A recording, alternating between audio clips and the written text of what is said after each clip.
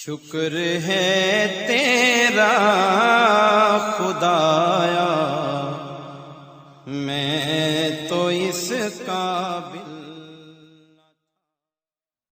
حامدا ومصليا أما بعد فأعوذ بالله من الشيطان الرجيم بسم الله الرحمن الرحيم وإذا سمعوا ما أنزل إلى الرسول ترى أعينهم وَإِذَا سَمِعُوا جب وہ سنتے ہیں ما انزل اس کو جو نازل کیا گیا الی الرسول رسول کی طرف، ترى أعينهم آپ دیکھیں گے ان کی آنکھوں کو، تفیض من الدم وہ بہہ پڑتی ہیں، من الدم آنسوؤں سے، مما عرفوا من الحق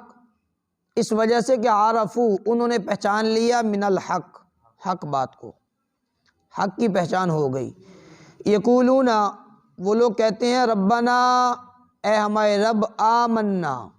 ہم ایمان لے کر آئے، فاکتبنا پس تو لکھ دے ہمیں، مع الشاہدین گواہوں کے ساتھ، تصدیق کرنے والوں کے ساتھ۔ آپ حضرات نے پچھلے سپارے چھٹے سپارے کی آخری آیت مبارکہ کے اندر وہ نجاشی کا واقعہ سنا۔ نجاشی جو شاہ حبشہ کا بادشاہ تھا، کہ مکہ کے جتنے بھی کفار اور مشرکین تھے، جب ان کے مظالم مسلمانوں پر بڑھنے لگے تو اللہ کے نبی حضور پرنور آقا انعامدار جناب رسول اللہ صلی اللہ تعالیٰ علیہ وسلم نے ان لوگوں کو، اصحاب علیہ رضوان کو، حبشہ کی طرف ہجرت کرنے کا حکم ارشاد فرمایا، اور یہ بھی ارشاد فرمایا کہ جو حبشہ کا بادشاہ ہے نجاشی، نہ وہ خود کسی پر ظلم کرتا ہے اور نہ وہ ظلم کرنے دیتا ہے، اس لیے آپ وہاں پر چلے جائیں۔ صحابہ وہاں پر تشریف لے کر کے گئے۔ اب آقا علیہ السلام نے عزم اور ارادہ فرمایا کہ مکہ مکرمہ سے مدینہ طیبہ کی طرف ہجرت فرمائیں۔ اللہ کے نبی صلی اللہ تعالیٰ علیہ وسلم تشریف لے کر کے گئے، ہجرت فرمائی مدینہ کی طرف۔ اب جو شاہ حبشہ تھا وہ نجاشی، اس نے 70 آدمیوں کا ایک وفد بھیجا حضور علیہ السلام کی بارگاہ کے اندر۔ چونکہ وہ نجاشی جو شاہ حبشہ تھا وہ اس بات پر قائل ہو چکا تھا کہ اسلام یہ سچا دین ہے، اسلام کی صداقت پر آقا کریم علیہ السلام کی رسالت کا وہ قائل ہو چکا تھا، کلمہ اس نے پڑھ لیا تھا۔ اب اس نے اس دین کو سیکھنے کے لیے اپنے 70 لوگوں کا ایک قافلہ حضور علیہ السلام کی بارگاہ اقدس کے اندر اس نے بھیجا۔ اب یہ لوگ جب حضور علیہ السلام کے پاس تشریف لائے، یہ 70 آدمی، تو انہوں نے اپنا وہ راہب و مالا اور درویش و مالا وہ لباس پہن رکھا تھا، اسی لباس کے اندر وہ حاضر خدمت ہوئے۔ تو آقا کریم علیہ السلام نے ان لوگوں کو سورہ یاسین پڑھ کر سنائی، سورہ یاسین کی تلاوت سنائی، اور جب ان لوگوں نے سورہ یاسین کو سنا، دل کے اندر ایمان کی شمع روشن ہوئی، تو یہ انہوں نے رونا شروع کر دیا۔ تو اللہ کریم جل شانہ نے ارشاد فرمایا کہ وَإِذَا سَمِعُوا مَا أُنزِلَ إِلَى الرَّسُولِ جب وہ سنتے ہیں ما انزل الی الرسول جو نازل کیا گیا رسول کی طرف، یعنی قرآن مجید فرقان حمید، جب وہ لوگ سنتے ہیں تو ترى أعينهم تفيض من الدم اے محبوب آپ دیکھیں گے ان کی آنکھوں کو، تفیض من الدم کہ وہ آنسوؤں سے بہہ پڑتی ہیں آنسوؤں سے، مما عرفوا من الحق اس وجہ سے کہ انہوں نے حق کو پہچان لیا۔ یقولون جب وہ رو رہے تھے، سورہ یاسین کی تلاوت کو سن رہے تھے آقا علیہ السلام کی زبان اقدس سے، اور ساتھ کہہ رہے تھے یقولون ربنا آمنا فاکتبنا مع الشاہدین۔ یقولون وہ کہنے لگے ربنا آمنا اے ہمارے رب ہم ایمان لے کر آئے، فاکتبنا مع الشاہدین پس تو لکھ دے ہمیں گواہوں کے ساتھ، یعنی جو تصدیق کرنے والے ہیں، اسلام کی ایمان کی تصدیق کرنے والے لوگ ہیں، یا اللہ تو ہمیں ان لوگوں کے اندر لکھ دے۔ لگے وَمَا لَنَا لَا نُؤْمِنُ بِاللَّهِ وَمَا جَاءَنَا مِنَ الْحَقِّ وَمَا لَنَا ہمیں کیا ہے، لا نؤمن باللہ کہ ہم ایمان نہ لائیں اللہ پر، اور وما جاءنا من الحق اور اس پر کہ جو آیا ہمارے پاس، من الحق حق جو ہمارے پاس آ چکا ہم اس پر ایمان نہ لے کر آئیں۔ ہمیں کیا ہے کہ ہم حق پر ایمان نہ لے کر آئیں، اللہ پر ہم ایمان نہ لے کر آئیں۔ وَنَطْمَعُ أَن يُدْخِلَنَا اور ہم تو طمع کرتے ہیں کہ أَن يُدْخِلَنَا یہ کہ داخل کرے گا ہمیں ہمارا رب مع القوم الصالحین، قوم صالح کے ساتھ، نیک لوگوں کے ساتھ، جنتی لوگوں کے اندر اللہ ہمیں داخل کرے گا۔ تو یہ تو ان لوگوں نے یہ امید رکھی اللہ کریم جل شانہ کی ذات اقدس پر کہ جب حق ہمارے پاس آ گیا، اللہ کریم جل شانہ کے احکامات ہمارے پاس پہنچ چکے، قرآن پاک ہمارے پاس آ چکا، پھر ہمیں کیا ہے کہ ہم ایمان نہ لے کر آئیں؟ ہم ضرور ایمان لے کر آئیں گے، اور ہم تو طمع رکھتے ہیں کہ یدخلنا ربنا مع القوم الصالحین، کہ وہ اللہ ہمیں داخل کرے گا، ہمیں داخل کرے گا ہمارا رب مع القوم الصالحین، نیک لوگوں کے ساتھ۔ فَأَصَابَهُمُ اللَّهُ بِمَا قَالُوا جَنَّاتٍ تَجْرِي مِن تَحْتِهَا الْأَنْهَارُ خَالِدِينَ فِيهَا فَأَصَابَهُمُ اللَّهُ، پس دیا ان کو اللہ تعالیٰ نے بما قالوا، اس وجہ سے جو انہوں نے کہا، ان کے کہنے کی وجہ سے اللہ کریم جل شانہ نے ان کو عطا فرمایا جنات، ایسے باغات، تجری من تحتی الانہار، جن کے نیچے سے نہریں بہتی ہوں گی، خالدین فیہا، ہمیشہ ہمیشہ کے لیے ان کے اندر رہیں گے،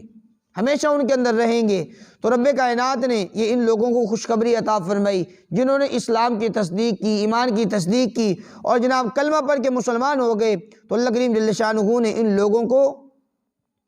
ان کی نیک عادات کی وجہ سے، ان کی خالص وہ دین پر طمع کی وجہ سے، رب کائنات نے ان کو یہ خوشخبری عطا فرمائی جنات تجری من تحتی الانہار، ایسے باغات اللہ ان کو دے گا کہ جن کے نیچے سے نہریں بہتی ہوں گی، خالدین فیہا، ہمیشہ ان میں رہیں گے، اور وذالک جزاء المحسنین، یہ بدلہ ہے نیکوکاروں کا، نیکی کرنے والوں کا، ایمان لانے والوں کا یہی بدلہ ہے۔ اور والذین کفروا وکذبوا بآیاتنا، وہ لوگ جنہوں نے کفر کیا، جنہوں نے جھٹلایا ہماری آیات کو، اولئک اصحاب الجحیم، تو ان کے لیے وعید ہے، فرمایا اولئک، یہ وہ لوگ ہیں، اصحاب الجحیم، جو صاحب جہیم ہیں، جو دوزخ والے ہیں، جہنمی لوگ ہیں، یہ جہنمی لوگ ہیں جنہوں نے کفر کیا اور جنہوں نے جھٹلایا ہماری آیات کو۔ ان کے لیے رب کائنات نے عذاب کی وعید سنائی، اور جو ایمان کی تصدیق کرنے والے لوگ ہیں، خالص نیت لے کر آئے ہیں ایمان قبول کرنے کے لیے، اور اچھی نیت کے ساتھ ان لوگوں نے کلمہ پڑھ لیا، رب کائنات نے انہیں خوشخبریاں عطا فرمائی۔ یا ایھا الذین آمنوا لا تحرموا طیبات ما احل اللہ لکم ولا تعتدوا، اے ایمان والو،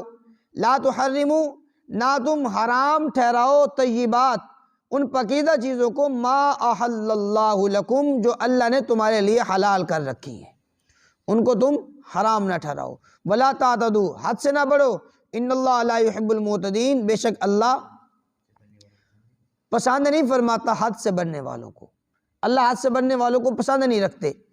اصحاب علیہم الرضوان کی جماعت آقا علیہ السلام کی بارگاہ اقدس کے اندر حاضر ہوئی،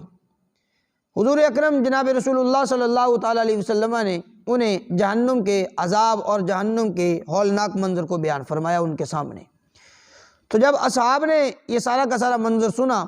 تو وہ آپس کے اندر ایک دوسرے کے ساتھ جب انہوں نے گفتگو کی، تو آپس کے اندر ان لوگوں نے قسمیں کھانا شروع کر دی۔ بعض کہنے لگے واللہ کہ میں سارا دن روزہ رکھوں گا، بعض کہنے لگے ساری رات میں نوافل پڑھوں گا، بعض کہنے لگے میں اپنے بستر سے، وہ اپنے بستر کو بالکل اپنے آپ سے جدا کروں گا، بستر پر بالکل بھی نہیں جاؤں گا سونے کے لیے، اور بعض کہنے لگے کہ ہم عورتوں کے قریب نہیں جائیں گے، بعض کہنے لگے ہم نکاح نہیں کریں گے۔ ان باتوں پر قسمیں اٹھانا شروع کر دی۔ تو اللہ کریم جل شانہ نے ارشاد فرمایا یا ایھا الذین آمنوا، اے ایمان والو، لا تحرموا، نہ تم حرام ٹھہراؤ، طیبات، ان پاکیزہ چیزوں کو، ما احل اللہ لکم، جو اللہ نے تمہارے لیے حلال کر رکھی ہیں، تم ان چیزوں کو کیوں خام خواہ حرام کرتے ہو، ولا تعتدوا، حد سے نہ بڑھو۔ اور ایک دوسری روایت میں آتا ہے کہ اصحاب علیہ الرضوان نے اما عائشہ صدیقہ رضی اللہ تعالی عنہا سے سوال کیا کہ اماں جی، آقا کریم علیہ السلام کی جو شب و روز کی عبادات ہیں ان کے متعلق بتلائیے، چونکہ گھر کا آدمی وہ زیادہ جانتا ہے، اماں جی آپ بتلائیے حضور علیہ السلام کی عبادت۔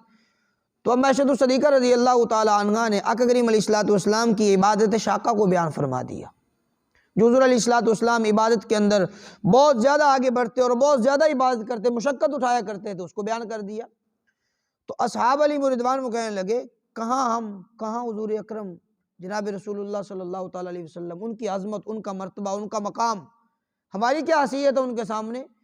وہ اتنی عبادت کرتے ہیں تو ہمیں تو چاہیے کہ ہم ان سے بھی زیادہ عبادت کریں، وہ تو معصوم عن الخطا ہیں، رب کائنات نے تمام تر خطائیں ان کی ختم کر دی ہیں، معصوم انہیں پیدا فرمایا، معصوم عن الخطا ہیں۔ تو ہم تو عبادت کچھ بھی نہیں کرتے ان کے مقابلے میں، تو ان لوگوں نے کیا کیا، آپس کے اندر بیٹھ کر قسمیں اٹھانا شروع کر دی۔ بعض کہنے لگے ہم بستر پر نہیں جائیں گے، سونے کے لیے بالکل ہی نہیں سوئیں گے، صحیح رات ہم نوافل پڑھیں گے، عبادات کریں گے۔ بعض کہنے لگے سارا دن روزہ رکھیں گے، بعض کہنے لگے ہم نکاح نہیں کریں گے، اور بعض کہنے لگے ہم بیویوں کے قریب نہیں جائیں گے۔ جب آقا علیہ الصلوۃ والسلام کو ان کی اس بات کا علم ہوا تو آقا علیہ الصلوۃ والسلام نے ارشاد فرمایا، بھائی دیکھو میں روزہ بھی رکھتا ہوں چھوڑتا بھی ہوں، نماز بھی پڑھتا ہوں سوتا بھی ہوں، اور آقا علیہ الصلوۃ والسلام نے فرمایا کہ میں نکاح بھی کرتا ہوں۔ تو ارشاد فرمایا فمن راغب عن سنتی فلیس منی، جو شخص میری سنت سے اعراض کرے گا اس کا میرے ساتھ کوئی تعلق نہیں ہے، وہ مجھ سے نہیں ہے، اس کا میرے ساتھ کوئی تعلق نہیں ہے۔ تو پھر چونکہ اب ان لوگوں نے قسمیں اٹھا رکھی تھی تو اللہ کریم جل شانہ نے حلال کردہ جو چیزیں تھیں ان کو حرام کرنے کی ممانعت بھی فرمائی کہ حلال کردہ چیزوں کو تم نے حرام نہیں کرنا، اور ساتھ میں اگلی آیت مبارکہ کے اندر قسم کے کفارے کے متعلق بھی فرما دیا، اب تم نے چونکہ قسمیں اٹھا رکھی ہیں اب اس کا کیا حل ہوگا۔ تو اللہ کریم جل شانہ نے فرمایا یا ایھا الذین آمنوا، یا ایمان والو لا تحرموا طیبات، نہ تم حرام ٹھہراؤ طیبات ان پاکیزہ چیزوں کو، ما احل اللہ لکم، جو اللہ نے تمہارے لیے حلال کر دی ہیں، ولا تعتدوا، حد سے نہ بڑھو، ان اللہ لا يحب المعتدین، بے شک اللہ حد سے بڑھنے والوں کو پسند نہیں فرماتے۔ وَكُلُوا مِمَّا رَزَقَكُمُ اللَّهُ، اور تم کھاؤ اس میں سے رزقکم اللہ جو اللہ نے تمہیں رزق عطا فرمایا، حلالا طیبا، حلال اور پاکیزہ،